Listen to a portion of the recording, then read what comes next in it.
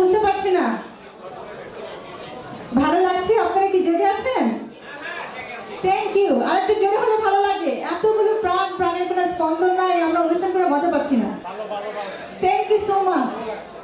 এত মানুষ দেখে আমার প্রাণটা ভরে গেছে। তাও যদি আপনাদের মতো দর্শক পাই, এরকম বিদগ্ধ, এরকম রুচিশীল, মার্জিত, সুন্দর মনের মানুষগুলো যখন আপনারা আমাদের অনুষ্ঠানের মাঝে আসেন, আমাদের প্রাণটা ভরে যায়।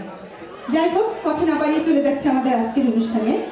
আমি জানি এবার আপনাদের মনোযোগটা আরো বেশি নির্দিষ্ট হবে আমাদের ঠিক এই আজকের এই মঞ্চের মাঝখানে, কারণ আমাদের আজকের অনুষ্ঠানের মধ্যমণি এখনই আপনাদের চোখের সামনে বড় হয়েছে।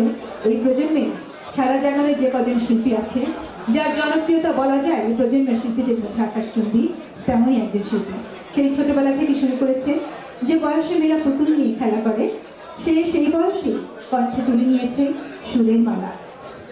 সেই সাথে এত বড় হয়েছে আপনাদের আশীর্বাদ এবং ভালোবাসায়, আপনাদের সহযোগিতায়। এখন উত্তর আমেরিকার বিভিন্ন অনুষ্ঠানে আমি যখন যেখানে যাই অনুষ্ঠান উপস্থাপনা করতে, আমি দেখি পপি সেখানে হাজির। We are so surprised. আমি বলি, দেখেছো সেদিন তোমাকে দেখলাম তুমি গান করছো, আজকে সমস্ত জায়গায় তোমার ডাক করছে। এ আমাদের অনেক গর্বের বিষয়, অনেক ভালো লাগার ব্যাপার। রবীন্দ্রসঙ্গীত দিয়ে শুরু করেছিল, সেটাকে অতিক্রম করে দেশের গান, আধুনিক গান। বিধাতা যাকে ভালোবাসেন, আমার মনে হয় অনেক গুণী তাকে সাজিয়ে দিয়েছেন। ফারজানা পপি তেমনই একজন শিল্পী। চমৎকার নাচে, আবৃত্তি করে, অভিনয় করে, আর গানের ব্যাপারটা তো বলার অপেক্ষা রাখে না। এবং বিভিন্ন অনুষ্ঠানে এখন তাকে দেখা যায় উপস্থাপনা করতে। তাই বলছিলাম, অনেক রঙে বিধাতা মনের মতো করে সাজিয়েছেন আমাদের সকলের ভালোবাসা শিখত আমাদের ফারজানা পপিকে। যখন থেকে শুরু করেছেন আর পেছনের দিকে তাকাতে হয়নি, এগিয়ে চলেছে তার পথ চলা। হ্যালো, পপির আসলে 6টি একক অ্যালবাম পর্যন্ত প্রকাশিত হয়েছে। বাংলাদেশে হিপ হপে একটি ব্যান্ডের সাথে ডিবিএস গত বছরে, যেটি হিপ হপ শাখায় 2 নাম্বার পর্যন্ত উঠেছিল, সেখানে মিক্স অ্যালবামে পপি গান করেছে। এছাড়া একটি ভিডিও সিডি আমরা প্রদর্শকের কাছে দোয়া প্রার্থী। আসুন আমরা সবাই মিলে এই মঞ্চে একসাথে আমন্ত্রণ জানাই ফারজানা পপি। ওয়ালাইকুম সবাইকে। এতগুলো মানুষ দেখে আমার আসলে অনেক ভালো লাগছে। সবাইকে আমি ধন্যবাদ জানাচ্ছি, এত ঠান্ডার মধ্যে আপনারা সবাই উপস্থিত হয়েছেন এখানে। আমি অবশ্যই ধন্যবাদ জানাবো আজকে এতগুলো নর্থ আমেরিকা, ইউএসএ সবাই একসাথে হয়েছে, যেটি আসলে সর্বপ্রথম। এখন আমি অন্য কোনো ডিস্ট্রিক্টে এতগুলো সোসাইটি একসাথে হতে কখনো দেখিনি।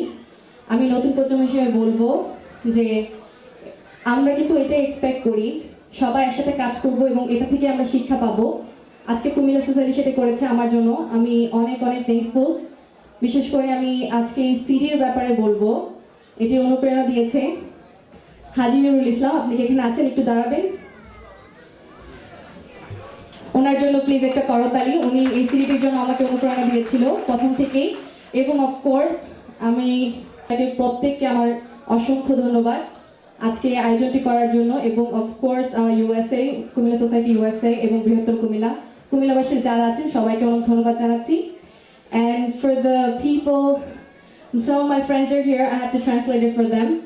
Thanks to Sabrina here for coming over. Thanks to Janelle. Thank you so much. I really appreciate it. And hopefully you guys enjoy today.